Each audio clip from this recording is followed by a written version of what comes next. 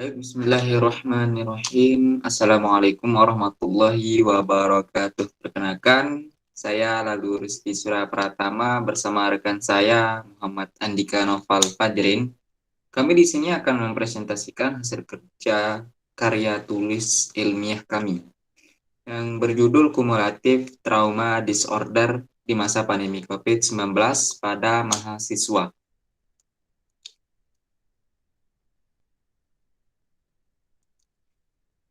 Untuk abstraknya, permasalahan yang kami teliti adalah hubungan perkuliahan secara daring di masa pandemi COVID-19 dengan kumulatif trauma disorder atau CDT. Pada mahasiswa, tujuan yang ingin dicapai adalah mengetahui hubungan kegiatan kuliah secara daring atau online pada mahasiswa dengan kumulatif trauma disorder ini. Metode penelitian ini bersifat kualitatif dengan mengumpulkan data yang ada dari berbagai sumber. Hasil penelitian menunjukkan adanya hubungan kegiatan kuliah secara daring dengan kumulatif trauma disorder pada mahasiswa. Kesimpulan penelitian adalah adanya hubungan antara kegiatan kuliah secara daring dengan kumulatif trauma disorder.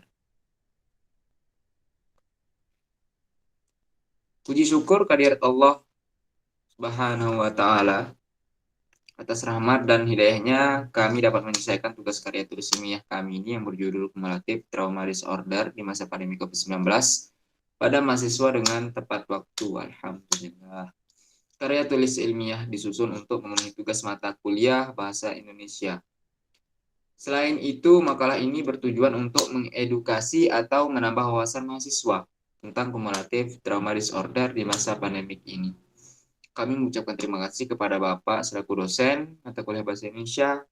Ucapan terima kasih juga kami sampaikan kepada semua pihak yang telah membantu diselesaikannya karya tulis ilmiah ini. Kami menyadari karya tulis ilmiah ini masih jauh dari kata sempurna. Saran dan kritik yang membangun kami harapkan demi kesempurnaan karya tulis ilmiah ini. Next.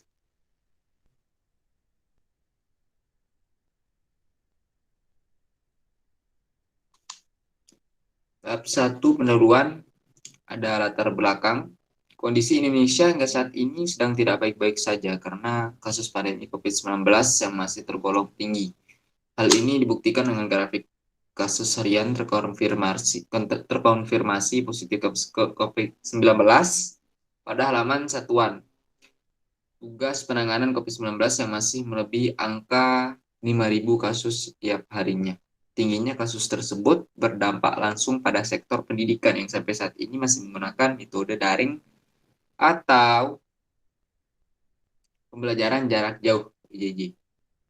Metode pembelajaran tersebut diberlakukan serentak di Indonesia sejak diterbitkannya surat edaran tentang pelaksanaan pendidikan dalam kondisi darurat COVID-19 pada 24 Maret 2020 oleh Menteri Pendidikan dan Kebudayaan Nadiem Anwar Makarim.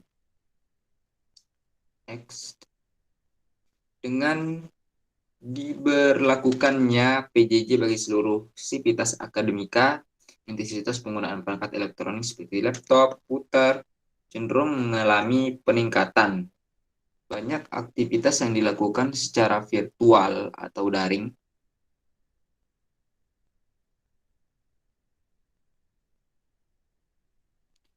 Banyak aktivitas yang dilakukan secara virtual atau daring seperti perkuliahan, mengikuti webinar, diskusi bersama dosen, teman, dan masih banyak aktivitas lainnya. Namun tanpa disadari, intensitas penggunaan laptop yang tinggi berisiko menyebabkan terjadinya keluhan pada kondisi fisik mahasiswa. Berdasarkan penelitian oleh Iqbal dan Al-Ghorir tahun 2017 pada jurnal Back and Musculoskeletal Rehabilitation, kumulatif trauma disorder merupakan istilah yang digunakan untuk gangguan pada sistem muskuloskeletal dan syaraf.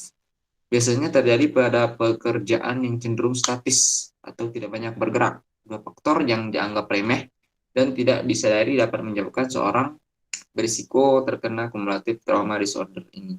Next.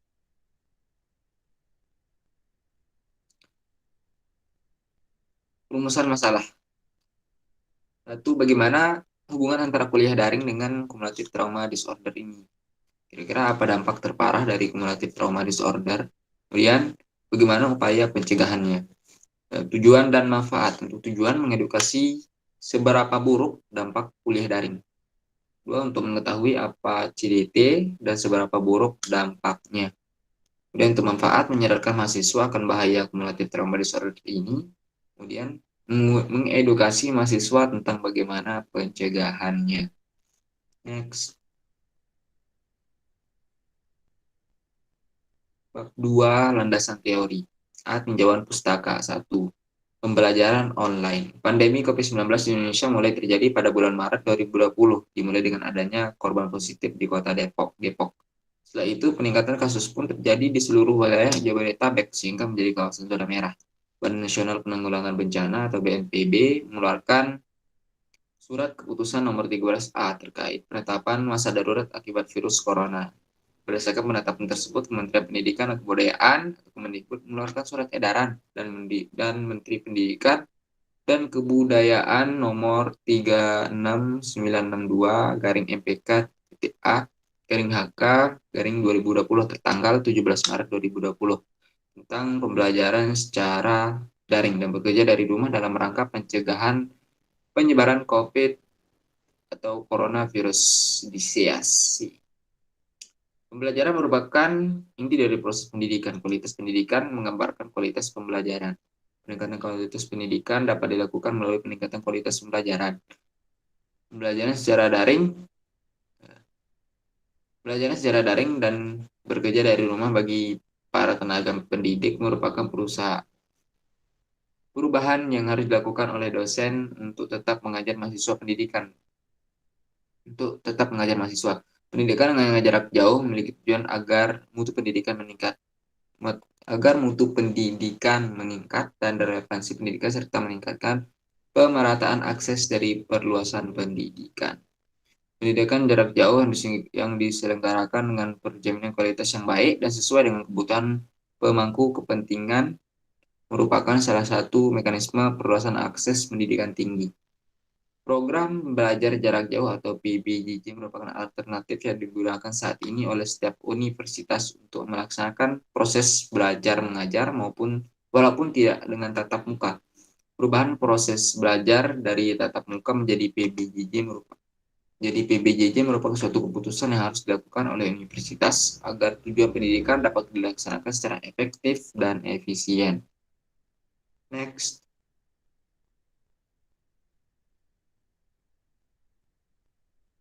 Dua, posisi ergonomik. Posisi ergonomik adalah posisi alami tubuh yang diatur dan dibiasakan sedemikian rupa sesuai dengan keadaan yang tersedia agar memperoleh rasa nyaman, aman, sehat, dan selamat. Selain itu, perlunya memperhatikan sikap badan juga guna untuk menghindari sikap badan yang tidak alamiah dalam bekerja yang dapat mempengaruhi kesehatan dan memperkecil beban statis. Sikap tubuh yang tidak alamiah pada saat bekerja, misalnya pada saat memegang hand tool, frekuensi ketika melakukan pergerakan dengan sikap yang tidak alamiah dan durasi waktu pada saat bekerja dengan posisi yang tidak alamiah merupakan faktor risiko terjadinya keluhan pada tangan, pinggang, dan lain-lain. Seorang pekerja bila bekerja pada posisi ergonomik akan cepat merasa lelah, sering mengeluh sakit leher, sakit pinggang, rasa kesemutan, pegal-pegal di lengan dan tungkai, serta gangguan kesehatan lainnya. Next.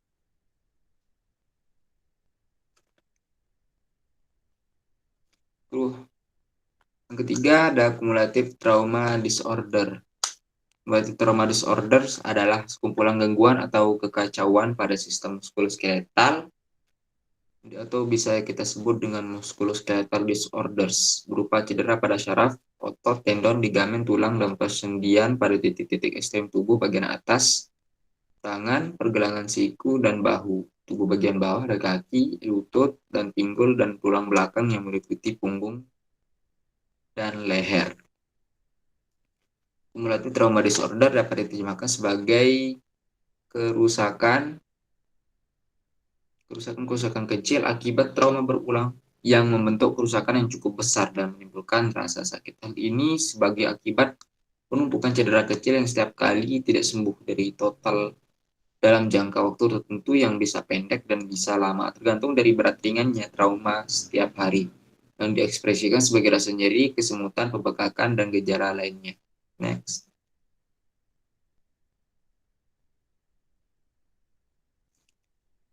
Kumulatif trauma disorder mempengaruhi bagian-bagian tubuh yang terlibat dalam pelaksanaan suatu pekerjaan tubuh. Bagian atas, terutama punggung dan lengan, adalah bagian yang paling rentan terhadap risiko terkena CTDS ini.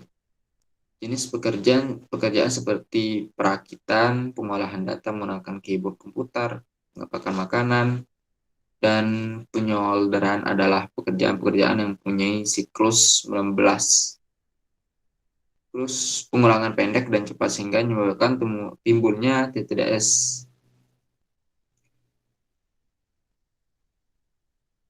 CTDS biasanya muncul dalam bentuk sindrom terowongan karpal-karpal, tunnel syndrome, tendinitis, tensonivitis, dan bursitis. Sindrom terowongan karpal adalah suatu kondisi di mana syaraf pergelangan tangan bagian tengah terjepit karena adanya peningkatan tekanan pada terowongan tulang karpal.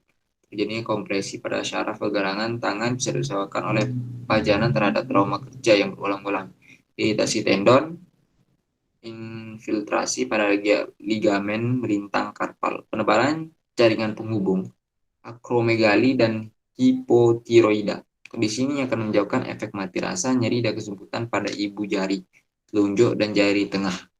Next. Tendinitis adalah inflamasi pada tendon yang bisa bersifat primer karena rheumatoid arthritis atau bersifat sekunder akibat dari cedera fisik. Tendinitis bisa terjadi oleh berbagai seperti pembesaran langsung pada tendon, peregangan berlebihan pada tendon, atau trauma akibat penggunaan berlebihan atau overuse karena gerakan ulang-ulang dalam waktu yang lama. Gejala yang biasanya muncul adalah berupa rasa nyeri, terbakar, atau sakit yang tidak jelas pada daerah yang terkena. Tensinovitis adalah iritasi dari inflamasi yang pada sarung pelindung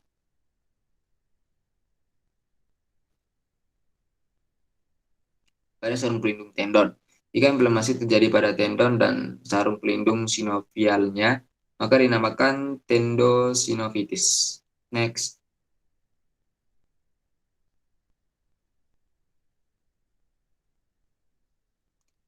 Selain musculoskeletal disorders,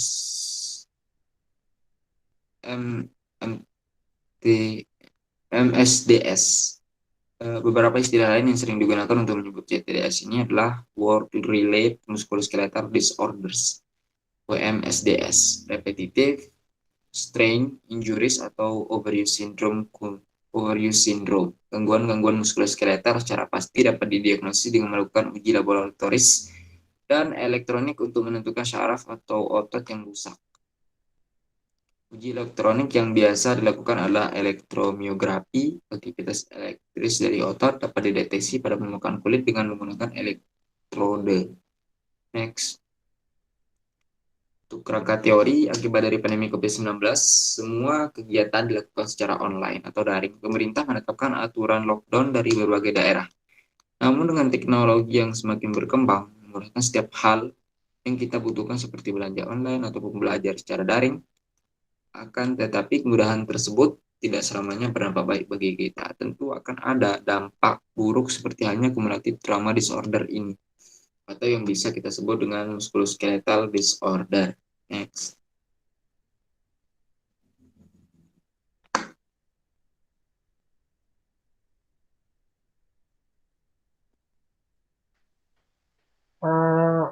Bab 3 yaitu metode penelitian. Penelitian ini dilakukan dengan metode kuesioner melalui GFORM. Kuesioner ini disebarkan oleh salah satu mahasiswa FKM UI yang menjuarai ajang IPRU Global Health Study 2020. Dari total responden sebanyak 1.083 orang yang terdiri atas staf pengajar, staf tenaga kependidikan, dan mahasiswa menunjukkan adanya keluhan sebagai berikut. Keluhannya yang pertama sakit pundak, persentasenya 76,22%. Yang kedua punggung, persentasinya 70-76%. Yang ketiga sakit leher yaitu 60 86,4%. Next. Bab 4 yaitu pembahasan. Keluhan-keluhan nyeri pada bahu kanan, bahu kiri, pinggang, punggung, lengan atas bagian kanan. Paha kiri dan paha kanan merupakan indikator ketidaksesuaian sarana kegiatan dengan memakai. Nyeri pada pinggang dapat terjadi karena adanya siksa paksa akibat menggunakan sarana perkuliahan yang terlalu pendek atau terlalu tinggi. Jika mahasiswa terpaksa harus duduk dengan kaki agar menekuk dalam jangka waktu yang lama, mereka akan merasakan nyeri di bagian paha dan betis. Hal ini mengakibatkan bekerja cepat lelah, membuat banyak kesalahan atau mengalami CTD. Sikap kerja duduk yang tidak ergonomis dapat menjelaskan bahwa sampel belum mempunyai sikap kerja yang baik. Sikap duduk yang keliru merupakan penyebab adanya masalah-masalah punggung. Tekanan pada bagian tulang belakang akan meningkat pada saat duduk dibandingkan dengan saat berdiri ataupun berbaring. Jika tekanan tersebut sekitar 100%, maka cara duduk yang tegang atau kaku atau erector posture dapat menyebabkan tekanan tersebut mencapai 140% dan cara duduk yang dilakukan dengan membungkuk ke depan menyebabkan tekanan tersebut sampai 190%. Sikap duduk yang tegang lebih banyak memerlukan aktivitas otot atau urat saraf belakang daripada sikap duduk yang condong ke depan. Pada aktivitas yang dilakukan dalam posisi duduk, tempat duduk yang dipakai harus memungkinkan. Untuk melakukan variasi perubahan posisi, ukuran tempat duduk disesuaikan dengan dimensi ukuran antropometri pemakainya. Jika landasan aktivitas terlalu rendah, tulang belakang akan membungkuk ke depan. Dan jika terlalu tinggi, bahu akan terangkat dari posisi relaks, sehingga menyebabkan bahu dan leher menjadi tidak nyaman. Next.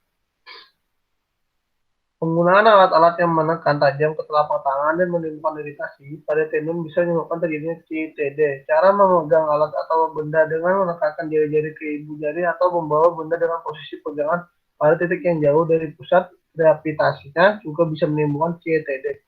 Salah satu dampak negatif yang disebabkan oleh ketidaksesuaian mesin dengan operatornya adalah terjadinya cedera otot, rangka akibat sikap tubuh yang dipaksakan atau tidak alamiah pada saat beraktivitas. Cedera ototnya dan rangka terjadi pada semua aktivitas, seperti sikap kerja yang tidak sesuai dengan antropometri dan dipaksakan merupakan salah satu penyebab umum CTD. Sikap tubuh yang buruk dalam bekerja baik dalam posisi duduk maupun berdiri akan meningkatkan risiko terjadi CTD. Posisi tubuh yang ekstrem akan meningkatkan tekanan pada otot, tendon, dan saraf. Next. Berdasarkan pengisian kuesioner menunjukkan lebih dari 50% orang memiliki gejala CTD. CTD dapat diterjemahkan sebagai kerusakan trauma kumulatif. Penyakit ini timbul karena terkumpulnya kerusakan kecil akibat trauma berulang yang membentuk kerusakan yang cukup besar dan menimbulkan rasa sakit pada bahu kanan, bahu kiri, pinggang, punggung, lengan atas bagian kanan, paha kiri, dan paha kanan. Hal ini sebagai akibat penumpukan cedera kecil yang setiap kali tidak sembuh total dalam jangka waktu tertentu yang bisa pendek dan bisa lama atau panjang. Tergantung dari berat ringannya trauma setiap hari diekspresikan sebagai fase nyeri, kesembuhan, pembengkakan, dan gejala lainnya. Nah, menurut Fitrihana tahun 2008, keluhan muskuloskeletal adalah keluhan sakit, nyeri, pegal-pegal, dan lainnya pada sistem otot atau muskuloskeletal seperti tendon, pembuluh darah, sendi, tulang, saraf, dan lainnya disebabkan oleh aktivitas kerja. Keluhan muskuloskeletal sering dinamakan CTD. Next. Penyebab timbul trauma pada bagian tubuh antara lain overexertion merupakan pekerjaan yang terlalu berat, seperti mengangkat, menaikkan, menarikkan benda atau material yang dilakukan di luar batas kemampuan. Overstretching merupakan pekerjaan yang membuat tugas leher menjadi semakin sulit dengan terulur berlebihan dapat menimbulkan nyeri pada leher. Overcompressor merupakan pekerjaan yang menggunakan tekanan lebih. Ada beberapa faktor risiko untuk terjadinya CTD, yaitu terdapat postur atau lobby atau sikap tubuh yang janggal, yang gaya yang melebihi kemampuan jaringan, lamanya waktu pada saat melakukan posisi janggal, dan frekuensi siklus gerakan dengan postur janggal per menit. Gejala CTD biasanya muncul pada jenis pekerjaan yang monoton, sikap kerja tidak alamiah, penggunaan atau pengerahan otot yang melebihi kemampuannya, pekerjaan yang memerlukan besar dari lengan dan pergelangan tangan memiliki kemungkinan besar untuk mengalami CTD. Gerakan lengan dan tangan yang dilakukan secara berulang terutama pada saat bekerja punya risiko bahaya tinggi terhadap timbulnya CTD. Tingkat risiko akan bertambah jika pekerjaan dilakukan dengan tenaga besar dalam waktu yang sangat cepat dan waktu kurang. Sehingga hasil penelitian mengembangkan bahwa dengan sikap kerja duduk yang kurang baik menimbulkan kejadian CTD. Next. Bab 5 penutup, berdasarkan hasil pengambilan data dari kami, maka dapat disimpulkan bahwa ada hubungan antara sikap kerja duduk dengan kejadian CTD pada mahasiswa dengan aktivitas pembelajaran online. Semua aktivitas hendaknya dilakukan dalam sikap duduk dan diselingi dengan sikap berdiri ketika pembelajaran serta tiap 1 jam sekali istirahat beberapa menit. Hendaknya digunakan kursi sesuai norma ergonomi yang disesuaikan dengan ukuran antropometri rata-rata mahasiswa, yaitu kursi dibuat lebih tinggi tetapi tetap menyesuaikan dengan posisi duduk mahasiswa dan alas kursi diberi bantalan. Perlu penelitian lebih lanjut untuk mengetahui permasalahan yang berkaitan dengan faktor yang berubah dengan CTD. Sekian presentasi dari kami. Apabila ada kesalahan atau salah kata, mohon dimaafkan. Sekian, wassalamualaikum warahmatullahi wabarakatuh. Waalaikumsalam warahmatullahi wabarakatuh.